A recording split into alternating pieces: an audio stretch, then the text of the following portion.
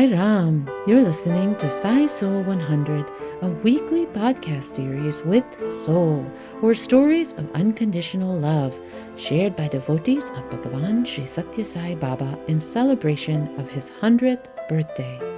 We invite you to listen in on these motivational stories of his constant loving presence in devotees' lives, offered at his lotus feet by the Sri Satya Sai International Organization USA Mid-Atlantic region. Welcome to Sai SOUL 100. Sairam, dear listeners, welcome to Sai SOUL 100. Our guest today is Sister Shanta Atwaru, who's joining us from Queens, New York.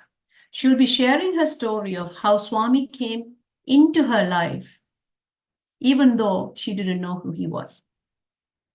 Sairam, Sister Shanta, thank you for joining us. Sairam, sister. Please share your story. So, the biggest miracle in my life is getting to know God, Bhagwan Sri Satya Sai Baba, in this age.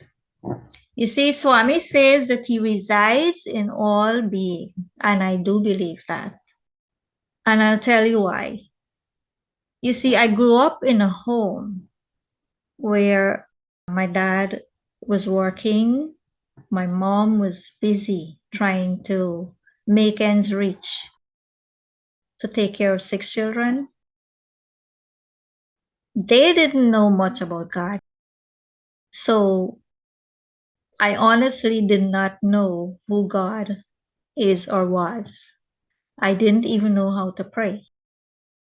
And I came from Guyana, from a very rural area. At that time, I considered myself poor, from a poor family. So when I started to understand life a little, about 10, 11 years, deep down within me used to think that there is a higher being. There is something up there who is looking out for us. So I used to look at the sky, the cloud, the trees, the water, and, I would talk to these things. And I used to ask myself, where is God? Who is God? And sometimes I would look at the clouds and I would make wishes. I would look at the stars and make wishes. And my wishes would come true the next day, to be honest with you. For example, I would look at the stars and I say, I wish I could find a penny when I'm going to school tomorrow. And I would indeed find a penny while I'm walking to school. You see, my parents, they didn't allow us to have friends. We were going to school because of the laws of Guyana. You had to go to school. So when I reached about 13, 14, I started to realize that the rich children were friends with the teachers and the poor children, or poor me, was left alone. So I told myself, I said, I'm going to take my education so that I can earn money and I will make our home rich. When I say rich, the rich people would eat in ware plate, and my mom, she had enamel plates, and I used to think that is poor. So in my head, I used to say, once I start earning, I'm going to buy nice furniture, I'm going to throw away the enamel plates and all these things. I started to think more materialistic because I'm seeing that once you have material things, you're recognized. So that was my thinking. So anyway, I continue school. I was the only one who gets some sort of education because I wanted that. So in high school, I was about 16. One day, I had an uncle. He had split personality. So I used to be very scared of him. So one day, I was in the living room and he came in unexpectedly. So I couldn't run. I had to stay. So he came to me and he said, I have something to show you. I said, okay. So he showed me this little picture. It was a black and white picture of Swami with the snake around his neck. And he said, "This is God." So in my head, I said something mean. Of course, I can't tell him what I said. So in my mind, I said something mean. I don't remember if he took that picture back or what happened, but I had a good look of that picture. So life continues. I finished school. I started to work. And I'm still thinking along the materialistic side of life. So then I met my husband while, going to work.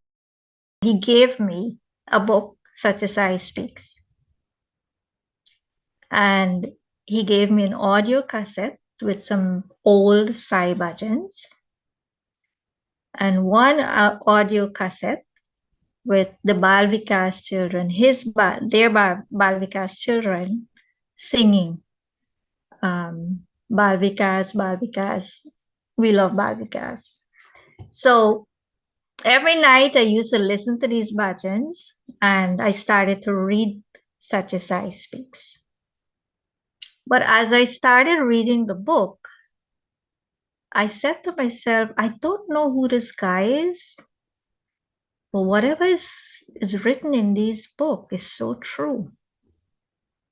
And immediately it started to change my thinking because I realized eating in an enamel plate doesn't make you as a person, It doesn't define you as a person. And then I realized that my parents were illiterate, but they taught me discipline and values in their own way. So I realized I have all these qualities that this guy is talking about in this book. So I continue reading that book, reading it, and I start change my thinking. Somehow or the other, it connected to me. I started to follow what he's talking about. It definitely gave me some confidence in myself, and I started to believe in myself. And the thinking of enamel plate and wear plate went outside. I said, you know what? This thing doesn't matter. Is the way, is the values and your discipline that really matters.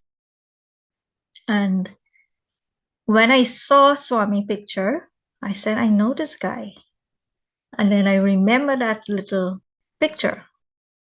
So the first Thursday I went to the center, the Freedom Hope Sai Center, I have to tell you, I was taken aback. I was amazed of the sight that I saw. So there was like 60 to 65 persons in there. And the way they sat, so neatly in rows. They were dressed in white, the men, and everybody was just facing one side. So I stood there for a while and I was looking. So the last row, there was a space. So I sat right in the last row. So throughout the satsang, I was just amazed. I'm just wondering what's going to happen next. Meanwhile, I'm seeing the chair there and I'm seeing this long cloth that they normally put the Swami chair, right? So our guru, Pandit Kupchan Atwaru, he was the leader then for that center. And he was a priest. So I'm thinking, okay, he's going to come out and sit on that chair. So bhajans, then meditation came, the lights were off, and everybody was, I'm looking, oh my God. But I didn't see anybody go on that chair. I saw our Guruji, he gave a discourse. Then at the end of the discourse, they're doing announcements. I heard my name. I'm like, my name? They welcome me as a newcomer. And I said, oh my God. In my mind, I'm saying, they're welcoming me. So when everything was finished, everyone came to greet me. And I tell you, the love I felt that day, and I think this is Swami's way of welcoming me. The love that I felt that way kept me in the organization until today. I don't know what happened that night, but it happened. So the following Saturday, there were general meeting. They made me the secretary. Meanwhile, I have no clue. I knew nothing about Swami. I don't know anything about Swami. So I decided to sit in the Balvikas class. I said, you know what? I'm going to go in group 1. I'm pretty sure they're teaching the children there about this guy. So I went in SSE group 1 and I sat. And there I learned about Venkaparaju, Mother Ishwarama, and I heard the word Puttaparthi and all these things. So I kept going to group 1. Eventually, I became a teacher. I got trained. I became a teacher myself. And then later on down the line, I became the education coordinator. Then I ended up teaching from group 1 to 4 because there was shortage of teachers. So I was running the whole show. So the activities of the center, I used to attend all of it, whether it's bhajan, whether it's seva, whether study circle, Agni Hotram. I used to be present in every one of them. I mean, that was the love that I had for Swami and his teachings. I couldn't miss it. And so I raised my children that way too, because once I'm there, they're with me. So as babies, they will be sleeping on the ground while I'm teaching. And I have to tell you, sometimes I find I will have challenges, and I would sit every Thursday in satsang. And tears will be running down my eyes because I'm talking to Swami. And every time some discourse come around and somebody is giving that discourse, it's like if Swami is talking to me. I'm getting my answer and I'm leaving very happy. Whatever was bothering me, whatever challenges I'm having, like it's solved. Like he shows me how to deal with it. Like many times, many Thursdays, I would sit there and I would be crying. So that is some of the ways I felt like Swami was talking to me. And I have to tell you, I do feel, I'm not saying this with any ego, but I do feel that somehow or the other, I felt like I'm a favorite child to Swami because of my challenges and so many things, and he's always there to help me through his teachings. So then it came when I migrated to New York. I didn't go to a center right away. For about 1 year and a half, I felt like I was lost. And I wrote one of our auntie, who was like a mother, in the center. And I told her I felt like Swami just put me out of the organization. Like, that's how I'm feeling. I told myself, I said, you know what? I have to find a Sai Center. So, I don't know, I look up and I found one in Ozone Park. Didn't know where, whatever. But I said, I'm going to take a taxi. Remember, I'm new to this country. I'm not driving, nothing. So I took a cab that evening, And I told the driver, I said, I'm going to this address. But now it's dark with my two girls. So while he reached the area, the address, but the building was dark. So he keeps circling, and I said, it has to be somewhere here. Then I heard the drum. And I said, can you follow that drum sound? So he followed it, and I came out. It was in a basement, so I had to walk in. And then when I turned, it was in the basement, so I went into the basement. Right now, think about it. This is a country I don't know anything to travel, and I have my two girls and me. We're going where I don't know. So I reached the center. I sat there. I was happy.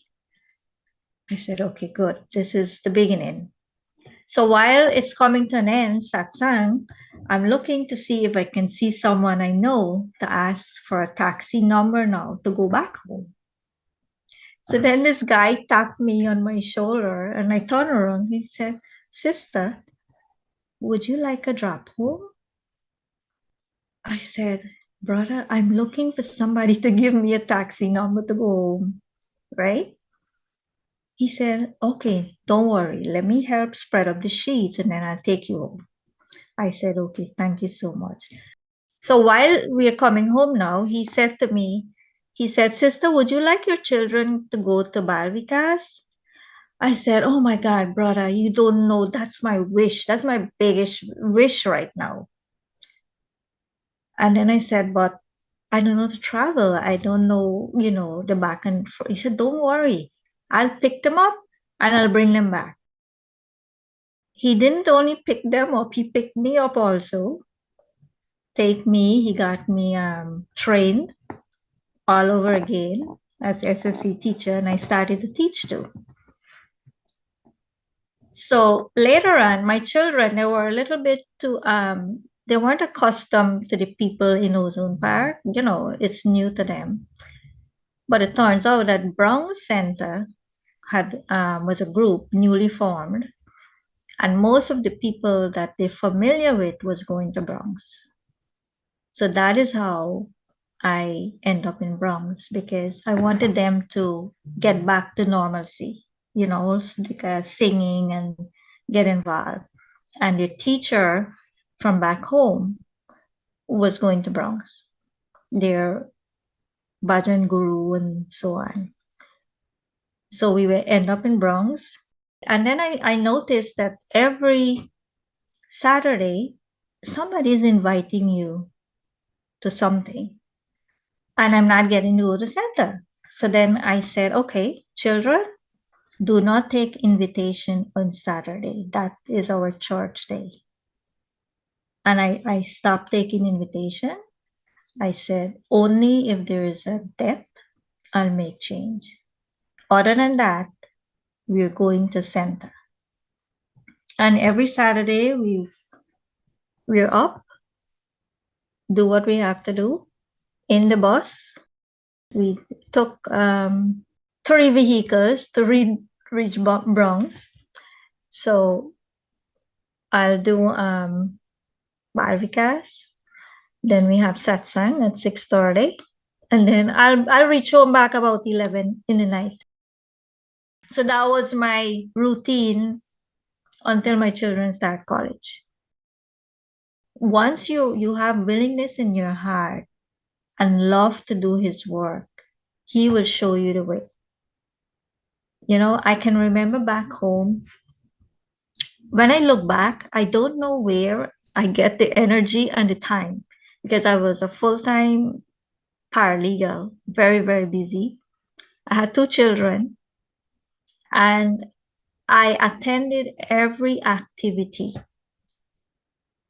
bhajan practice, and I did not only teach SSC at the center.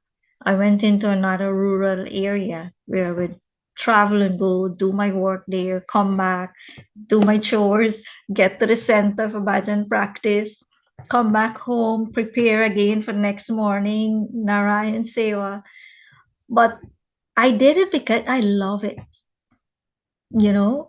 And unknowingly, I was just doing it because the center for me was our home, my children's playground. That was their playground. And honestly, I don't think from where I came from to now, like I said, I'm so grateful that God took me in his fold. I cannot want anything else. Every time I reach with a challenge or anything, I would tell myself, Swami, I have you, and that's all I need. He is doing and has done so much for me. And like I said, I do feel like I'm his favorite child. Sairam, sister, what a beautiful journey that you narrated of how Swami really truly takes care of you when all you want to do is serve him and be in his organization. You started with the fact that you didn't know how to pray, but you saw God in nature, cloud, trees, rivers, and your wishes started coming true. And it must be one of those wishes and the search that you were having for God that Swami came to you in the form of his teachings through books, right? You learned about his teachings through his discourses that was published in Sri Satya Sai Speaks books. And as a result, you started learning and practicing his teachings and understanding that material comparisons are not what's going to give us true happiness, right? And then it's through the Sai Center. You mentioned that walking into the Sai Center is one thing as a newcomer, but it's the people at the center, how they welcomed you, how they made you feel important, and the love that they shared on you is the reason that you continue with the organization, right? And that's a powerful statement. And also, whether it is in back home or in New York, it has been the members of the center who has been truly making a difference in your growth as well. For example, go and search for a center and you end up at a center and somebody takes you there and brings you back. And then for you to be able to take multiple vehicles, buses, to get to the center. So it's not an easy task, but you committed and you decided to make Swami your number one. And it's amazing to watch how he shows his presence as a result of the dedication that you have for Swami and his work. So it's a good, inspiring story for us all to recognize the power of Sai Center, which is Swami's home, and how much of an impact it has on us as members who already attend, as well as how much of an impact for any newcomer that comes into the center and how we welcome them, because it's a life-changing experience that they are having, which is what you had gone through. And it's a very powerful statement for us. Sairam, dear listeners, thank you for listening to Sai Soul 100 with Sister Shanta Atwaru. I'm Prabha Swaminathan. Until next time, Jai Sairam.